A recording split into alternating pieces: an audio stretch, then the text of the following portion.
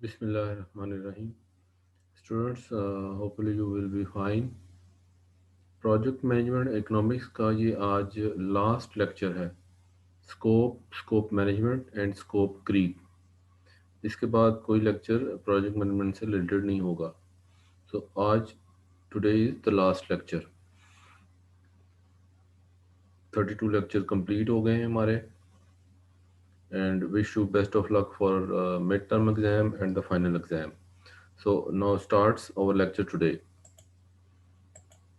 Scope management and scope creep. Project scope क्या चीज़ है?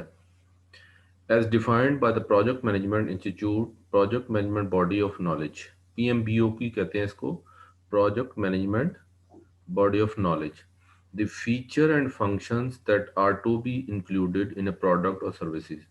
जो उनसे फीचर्स कोई फंक्शंस जो परफॉर्म किए जाते हैं किसी भी प्रोडक्ट को हासिल करने के लिए या कोई सर्विसेज देने के लिए, उसको हम प्रोजेक्ट स्कोप कहते हैं। कि जैसे कोई प्रोजेक्ट बनाना है जी, हमने CNG का लगाना है, तो CNG station after completion the project the people of Pakistan will get CNG from that particular station।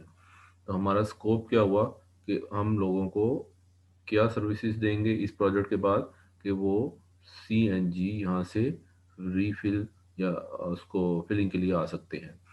तो हमारा ये उसका प्रोजेक्ट का स्कोप होगा, कोई भी हो। जब मेट्रो बस का कोई प्रोजेक्ट कंप्लीट करना है तो स्कोप क्या है जी?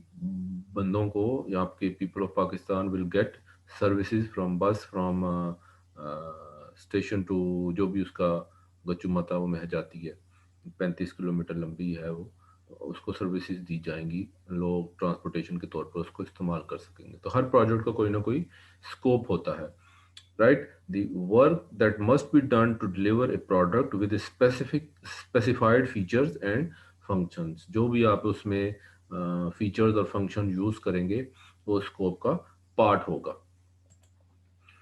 प्रोजेक्ट स्कोप मैनेजमेंट क्या होती है? As defined by the project management institute, project management body of knowledge. ये एक इंस्टीट्यूट है जो project management body of knowledge के नाम से मशहूर है। वो कहता है जी, the processes required to ensure that the project includes all the work required and only the work required to complete the project successfully. इस बात की श्योरिटी देना कि जो भी काम रिक्वायर्ड है वो तमाम की तमाम प्रोसेसेस और जो काम ही सिर्फ करना है वो सब सक्सेसफुली कंप्लीट हो जाएं अच्छे तरीके से, अच्छे मैनेजमेंट पॉइंट ऑफ व्यू से। उसको हम कहते हैं, जो हमारा प्रोजेक्ट का स्कोप था उसको कंप्लीट करने के लिए वो उसकी मैनेजमेंट में जो भी आप फीचर्स या फंक्शन यूज करेंगे एक प्रॉपर अच्छे स्कोप मैनेजमेंट के तहत, तो वो उसको टोटली हम प्रोजेक्ट स्कोप मैनेजमेंट कहते हैं, उस स्कोप को अचीव करने के लिए। अब तीसरी चीज है जी, scope creep, also known as scope change और scope gap. The second name of scope creep is scope change, and the third name of scope creep is scope gallop। The definition according to the International Function Point User Group, IFPUG, International Function Point User Group, उन्होंने ये बनाई है जो लोग ये function part करते हैं। Additionally, functionality that was not specified in the original requirement but is identified as the scope is being clarified and the functions defined। Scope में क्लैरिफाई किया गया था, फंक्शन में भी ये डिफाइन किया गया था कि हम CNG स्टेशन का एक प्रोजेक्ट बनाएंगे, but additionally functionality that was not specified in the original requirements, कि उस मसलन CNG स्टेशन बना दिया तो जो उसमें जो आपने कंप्रेसर यूज किया, फिर उसमें आपने जो सिलेंडर यूज किए उसकी जो स्पेसिफिकेशन थी वो प्रॉपर यूज नहीं की गई। और भी इस तरह की कौन कौन सी 10-12 आपने जो कंप्रेसर को ग्राउंड करना था, उसमें ज़मीन के साथ बोल्ट लगाने थे, उसकी प्रॉपर स्ट्रेंथ के मुताबिक बोल्ट नहीं लगाए गए, क्योंकि कुछ अरसे बाद वो बोल्ट टूट जाएंगे और वाइब्रेशन हो जाएगी, चेक किया गया। यानी कुछ नॉन स्पेसिफाइड रिक्वायरमेंट्स को यूज़ किया गया जो कि उस स्पेसिफाइड ओरिजिनल रिक्वायरमेंट्स के मुताबिक काम नहीं हुआ, उसको हम कहते हैं स्कोप क्रीप। स्कोप को क्लैरिफाई कर दिया कि जी हमने सीएनजी स्टेशन बनानी है, हमने कोई प्लांट खड़ा करना है, बट कुछ चीज़ें गलत हो गई हैं। क्यों? क्योंकि वो स्पेसिफिकेशन के मुताबिक बोल्ट हो गया, या कंप्रेसर को इतने प्रेशर पर हमने इसको फिट करना था, इसकी इंस्टॉलेशन करनी थी, बट वो कंप्रेसर उस स्पेसिफिकेशन के मुताबिक नहीं था। सिलेंडर हमने काफ़ी यूज़ करने थे जिसमें गैस स्टोरेज करनी थी, वो सिलेंडर की स्पेसिफिकेशन ठीक नहीं थी। तो हम उसको कहते हैं दी ओरिजिनल रिक्वायरमेंट जो थी वो नॉट स्पेसिफाइड थी, यानी स्पेसिफिकेशन के मुताबिक नहीं थी। That is mean scope creep, उसको हम कहते हैं स्कोप क्रीप, कि स्कोप चेंज कर दिया गया। ठीक है, कि आपने फिजिबिलिटी रिपोर्ट बनाई, उसमें हर चीज़ लिखी कि हम ये सिलेंडर यूज़ करेंगे, उसकी ये स्पेसिफिकेशन होगी, इस किस्म का कंप्रेसर यूज़ करेंगे, वो उसकी ये स्पेसिफिकेशन होगी। और आपने उसने जब फंक्शन स्टार्ट हुआ, जैसे पाकिस्तान में होता है अक्सर औकात, 2 नंबर काम और करप्शन शुरू हो जाती है, दैट इज़ स्कोप चेंज, कि स्कोप से हट के काम किया जा रहा है, उसको हम कहते हैं scope creep. I hope you will understand. Scope creep is the primary cause of late deliveries, potentially never ending project. Scope creep ये भी चीज़ है कि आप हर काम देर से कर रहे हैं, आपका प्रोजेक्ट जो है वो इस टाइम ख़त्म होना चाहिए था, नहीं हो सका। ठीक है ना, मतलब आपने डिलीवरी डेट दे दी, उसके मुताबिक डिलीवरी डेट के मुताबिक वो काम नहीं पहुंचा, हम कहेंगे जी आपने अपने स्कोप के मुताबिक काम नहीं किया। आपका जो पोटेंशियल था, आपकी जो टीम थी, उस सिनेरियो में नहीं चल सकी जिस तरह आपने पेपर वर्क डिज़ाइन करके बताया। तो नेवर एंडिंग यानी ऐसा कोई काम शुरू कर दे खत्म होने का नाम ही ना ले, तो उसको भी हम स्कोप क्रीप कहते हैं। I know I just went to buy the milk but I found some things to go with it. मुझे पता था कि मैं मिल्क लेने के लिए गया हूँ, बट आपने कुछ और ढूंढा और उसको लेके आ गए। That means A movie DVD, यानी लेने आपका स्कोप था कि मैं ब्रेड दूध लेने जा रहा हूँ बाजार से, और दूध भी मिल गया, या लेकिन दूध नहीं मिला, कुछ और चीज़ डीवीडी मूवी उठा लाए हैं। मतलब स्कोप आपका था कि मैंने एक प्रोजेक्ट कंप्लीट करना है, घर में दूध लेके आना है, बट आप दूध की बजाय अपने पसंदीदा एक मूवी उठा लाए हैं। ठीक है जी, तो उसको हम कहते हैं स्कोप ऑफ क्रीप, यानी ये उसका सबब बन गया क्रीप उस स्कोप का। Poorly defined project scope in the statement, अगर आपकी स्टेटमेंट भी ठीक नहीं है, पुअरली डिफाइंड किया गया, that is also called as scope creep. Not clearly identifying what is in scope and what is out of scope. अगर आपने आइडेंटिफाई भी सही तरीके से सही नहीं किया हुआ, अपना स्कोप भी सही तरीके से बयान नहीं किया गया, आप आउट ऑफ स्कोप होकर काम कर रहे हैं, that is also scope creep. Poor requirements analysis, जो आपकी रिक्वायरमेंट्स थी, एनालिसिस आपने किया, वो आपने पुअर यूज़ की, पुअर मटेरियल यूज़ किया, पुअर लेबर जो है वो कॉम्पिटेंट नहीं यूज़ की। Not spending enough time gathering business requirement, आप ने इतना स्पेंडिंग टाइम जो आपके पास काफ़ी था वो आपने यूज़ ही नहीं किया बिजनेस रिक्वायरमेंट के मुताबिक, आपने फ़ौरन प्लान खड़ा कर दिया, प्रोजेक्ट कंप्लीट कर दिया। और assume you know what is needed, आपको पता था कि ये चीज़ें ज़रूरत की हैं, आपने अज्यूम कर लिया कि नहीं चलो यार मैं ये भी लगा दूँ तो खैर है, अच्छा कम्पिटेंट बंदा नहीं मिलता तो मैं ये लगा दूँ। तो these are all scope creep. Poor projects requirements, requirements are ambiguous or open to interpretation, requirements not fully documented। ठीक है जी, जितने भी ambiguous requirements हैं वो आप यूज़ कर रहे हैं, और जितनी भी रिक्वायरमेंट्स टोटली रिक्वायरमेंट्स थी उसके मुताबिक वो डॉक्यूमेंट्स मौजूद नहीं हैं। और क्या चीज़ है जी, project control, lack of change control, not having a process to manage changes, not following the process manage changing, यानी आपने प्रोसेस को कैसे मैनेज करना है, उसको तरीक़ाकार को ही चेंज कर दिया है। आपने कुछ प्रोसेसेस लिखे थे कि जी मैं इस तरह मैनेज करूँगा, उसको ही फॉलो ही नहीं किया जा रहा। ठीक है जी, ये सारी स्कोप क्रीप कहलाती हैं। Underestimating the complexity of the project, failure to use similar project from the past to estimate the current project, जो आपने पहले यूज़ किया था सिमिलर प्रोजेक्ट्स की तरह, यानी सिमिलर प्रोजेक्ट मीन कि आप ऐसा काम कर रहे हैं जो ऑलरेडी पहले कर चुके हैं, तो आपने वहाँ पर कौन कौन सी फंक्शंस को यूज़ किया वो इस करंट प्रोजेक्ट में नहीं यूज़ कर रहे, एस्टिमेशन लगा के काम कर रहे हैं। ठीक है जी, not involving user early enough, thinking you know what users want और need, not involving the users in both the requirements analysis and design phase, यानी आप ये सोच रहे हैं, आपने सोचने की ये कोशिश नहीं की कि हमारा जो यूज़र है, यानी जो इस्तेमाल करने वाला है इस प्रोजेक्ट को, बाद में जब ये कंप्लीट हो जाएगा तो लोग क्या चाहते हैं, क्या इसकी ज़रूरत है, उसको आपने ज़हन में रखा ही नहीं, and you don't know how to complete and how to manage it. आपकी थिंकिंग उनसे मिलती नहीं है कि after completion of this project the users need, the users want, वो क्या चाहते हैं, यूज़र्स की क्या नीड है, उसके मुताबिक आपने काम नहीं किया। ठीक है जी। Not involving the user in both requirement analysis design phase, यानी आपका रिक्वायरमेंट का जो एनालिसिस है वो तरीकाकार ही गलत है। डिजाइन फेज शुरू में जो आपको कहा जाता है कि प्रोजेक्ट को डिजाइन करें, उसको रूल्स एंड रेगुलेशन को आपने फॉलो नहीं किया, that is mean scope creep आप क्रिएट कर रहे हैं। काम अच्छा हो सकता था बट बुरा हो गया। ठीक है जी। Is all scope creep bad? काम अच्छा हो सकता था बट काम बुरा हुआ। Unavoidable scope creep, market trends are continually changing. Changes to requirements are required to keep abreast with competition. Unavoidable scope creep mean ऐसे स्कोप क्रीप जो आप अवॉइड कर सकते हैं। ठीक है जी। यानी आपको अनअवॉइड करना चाहिए, यानी सही तरीके से काम करना चाहिए, बट हम उसको अवॉइड करने की बजाय अनअवॉइड कर देते हैं। यानी हमें वो ऐसे मसलन एक कंप्रेसर है, सीएनजी की बात कर लें, तो कहा जाए कि जी इसकी स्पेसिफिकेशन, इसकी स्ट्रेंथ इतनी यूनिट होनी चाहिए जो स्ट्रेंथ का है, तो आप 40 यूनिट्स की बजाय, स्ट्रेंथ की यूनिट के बजाय 38 यूज़ कर लेते हैं। ठीक है जी। आप कहते हैं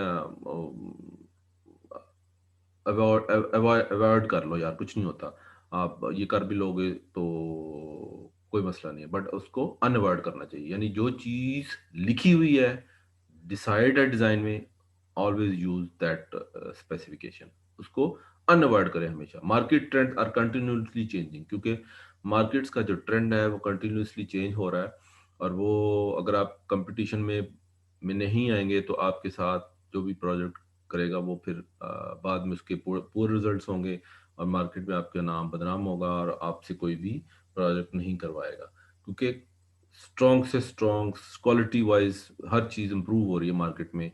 trend her daily by daily change हो रहा है। आप समझते हैं जी मैं अगर स्कोप क्रीप भी यूज़ कर लूँगा, मैंने कुछ थोड़ी सी हट के भी काम कर लूँगा तो मेरी बचत हो जाएगी, ऐसा नहीं है।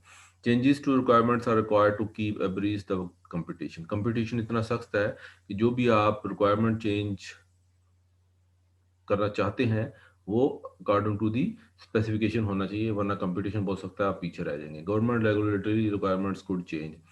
गवर्नमेंट की और रेगुलेटरी बॉडी जो प्राइवेट कंपनीज बैठी हैं वो हम अपनी हर चीज़ चेंज कर देती है, वो एनवायरनमेंट और न्यू न्यू टेक्नोलॉजी आने के साथ साथ।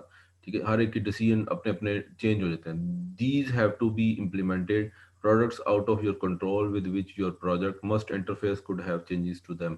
जितनी भी चीज़ें हैं उसको प्रॉपर तरीके से इम्प्लीमेंट अच्छे तरीके से करना चाहिए, और जो प्रोडक्ट्स आपके आउट ऑफ कंट्रोल जा रही हैं, जिसको आप कंट्रोल नहीं कर सकते, उस प्रोडक्ट्स पर आपको ज़्यादा तवज्जो देने की ज़रूरत है, बजाय कि आप बिल्कुल ही तब्दील कर दें। Okay. How can scope creep be avoided? आपको स्कोप क्रीप को हमेशा अवॉइड करना चाहिए। ये कैसे हो सकता है? जी ऐसे हो सकता है। Right and accurate detail project scope statement. जो भी आपकी एक्यूरेट और डिटेल प्रोजेक्ट स्कोप स्टेटमेंट है उसको एक्यूरेट और डिटेल में ही लिखें। Get the statement approved by the all project stakeholder during project initiation. यानी जब आप उस प्रोजेक्ट की अप्रूवल लें तो उसको सही तरीके से चेयरमैन से जिससे भी अप्रूवल लेनी है, उसका जो प्रोसेस है जो हमने पिछले लेक्चरों में पढ़े थे, उस तरीके से उसको फॉलो करें, इनिशिएट करें। Ensure the project requirements are accurate, documented and approve. तमाम प्रोजेक्ट्स, यानी अगर आप अवॉइड करना चाहते हैं स्कोप क्रीप को, तो आपके तमाम जो प्रोजेक्ट रिक्वायरमेंट्स हैं वो बिल्कुल ठीक होने चाहिए, डॉक्यूमेंटेड होने चाहिए और अप्रूव्ड होने चाहिए। All of the project stakeholders must read and approve the requirements. Very simple, आसान है, कोई मुश्किल नहीं है। A change request process must be defined and inform to all. अगर आपकी कुछ प्रोजेक्ट में चेंजिंग आ गई है या आप चेंज करना चाहते हैं, मालिक आके कहता है नहीं जी इस कंप्रेसर की स्पेसिफिकेशन चेंज कर दें, मुझे इसकी कोई रूटीन अच्छी नहीं लग रही, सिलेंडर का साइज चेंज कर दें या नंबर ऑफ सिलेंडर बढ़ा दें, कुछ भी चेंज हो सकता है ड्यूरिंग द प्रोजेक्ट। वो सबको उसका जो तरीकाकार है वो उसी तरह डिफाइन होना चाहिए और सबको फिर बाद में इन्फॉर्म भी करना चाहिए। Assess the impact of the, हम पढ़ रहे हैं कि हम किस तरह अवॉइड कर सकते हैं स्कोप क्रीप को। स्कोप क्रीप का मतलब गलतियां जानबूझ के करने की कोशिश करना, जानबूझ के गलतियां करने की कोशिश करना, और उसको हम अवॉइड करनी चाहिए, अनअवॉइड नहीं करनी चाहिए।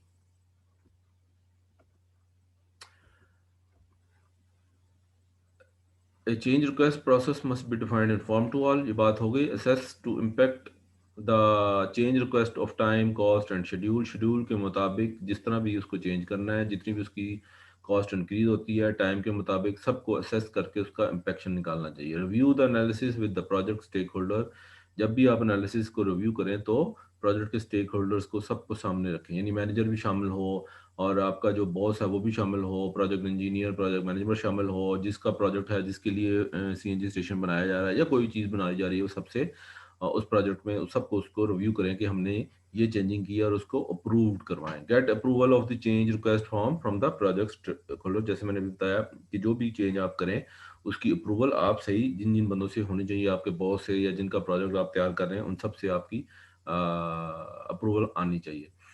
How can scope creep be manage, ठीक, स्कोप क्रीप यानी स्कोप से हट जाना, उसको आप कैसे अच्छे तरीके से मैनेज कर सकते हैं, उसका तरीकाकार है educate customer then stake holder.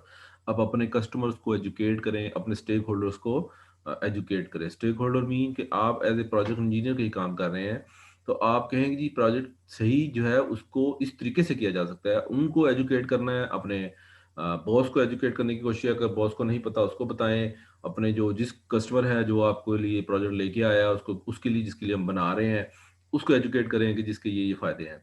Make the customer aware of the implications of the change request in terms of its impact on time and schedule and cost। Customer को अवेयर करें कि तमाम जो रिक्वेस्ट हैं, जो चेंज हैं, वो in terms of rules and regulation है और इसका टाइम पर ज़रूर असर पड़ेगा, शेड्यूल भी डिस्टर्ब होगा, कास्ट भी बढ़ेगी या कम होगी, जो भी है वो सब कस्टमर्स को अवेयर करना बहुत ज़रूरी है अगर आप स्कोप ऑफ क्रीप को अच्छे तरीके से मैनेज करना चाहते हैं। Establish A good report with the customer and other project report है।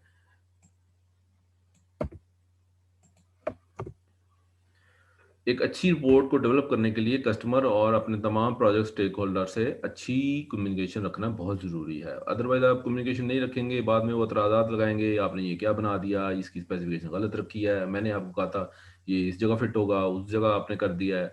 तो जो भी आप चेंजिंग करें उसको स्टेक होल्डर्स और जो भी अपने बॉसेज या अपने स्टाफ सबॉर्डिनेट सबको इन्फॉर्म करें। A good report leads to open discussion and better problem resolution. अच्छी जो रिपोर्ट है वो लीड करती है और वो खुली एक डिस्कशन होती है, और जो आने वाले दिनों में अगर कोई प्रॉब्लम आती है तो वो रिपोर्टें आपकी उस सॉल्यूशन को रिजॉल्व करने में मदद देती है। एक्टिवली मैनेज एक्सपेक्टेशंस, ठीक है जी, आप हर काम बड़े अच्छे तरीके से मैनेज कर लेते हैं जो भी आपकी एक्सपेक्टेशंस के मुताबिक काम हो रहा हो। ये स्कोप क्रीप को दूर करने, अच्छे मैनेज करने के तरीके बताए गए हैं। Set project expectations with the customer stakeholder and get buy in the form of customer. आप अपनी जो भी प्रोजेक्ट की एक्सपेक्टेशंस हैं वो कस्टमर और स्टेक होल्डर से हासिल करें, उनको हर चीज़ इन्फॉर्म करें, और फिर उन अगर आपने किसी से कोई चीज़ लेनी है अपने प्रोजेक्ट को कंप्लीट करने के लिए, डॉक्यूमेंटेशन करवाएं, फिर देन उनसे वो चीज़ लेकर यूज़ करें। मैनेज द प्रोजेक्ट टीम, अपनी तमाम टीम को मैनेज अच्छी तरीके से करके रखें, स्कोप क्रीप कम होने के चांसेस हो जाते हैं। All team members should be fully aware of the project scope and concentrate on the delivering it and nothing more. यानी जितने भी आपके टीम मेंबर्स हैं वो सब अच्छी तरीके से अवेयरनेस हो कि आप प्रोजेक्ट में क्या करने जा रहे हैं, आपका क्या प्रोजेक्ट फंक्शन है, आपका क्या प्रोजेक्ट स्कोप है, वो सब लोग कंसंट्रेट करें, हर काम सही तरीके से डिलीवर हो, और इसके अलावा कुछ नहीं हमें चाहिए। तो ये सब अगर अच्छे तरीके से किया जाए तो फिर आपका scope of creep easily manage हो जाता है। ठीक है जी, थैंक यू वेरी मच। ये लास्ट लेक्चर है। कोई प्रॉब्लम हो तो व्हाट्सएप में मुझे कोई उसका क्वेश्चन कर दीजिएगा। Wish you best of luck mid term exam and the final exam. Hopefully you will enjoy the session. If you any disturbance still available, any topic you can ask me by WhatsApp, I will give the answer. So thank you to all of you. I hope कि अब 6 7 में तो शायद मेरा subject आपके साथ ना हो। 8th में अगर मैं इस कॉलेज में रहा या मुझे कॉलेज वालों ने बर्दाश्त किया तो इंशाल्लाह ज़रूर मुलाकात होगी। Wish you best of luck, take care, अल्लाह हाफिज़।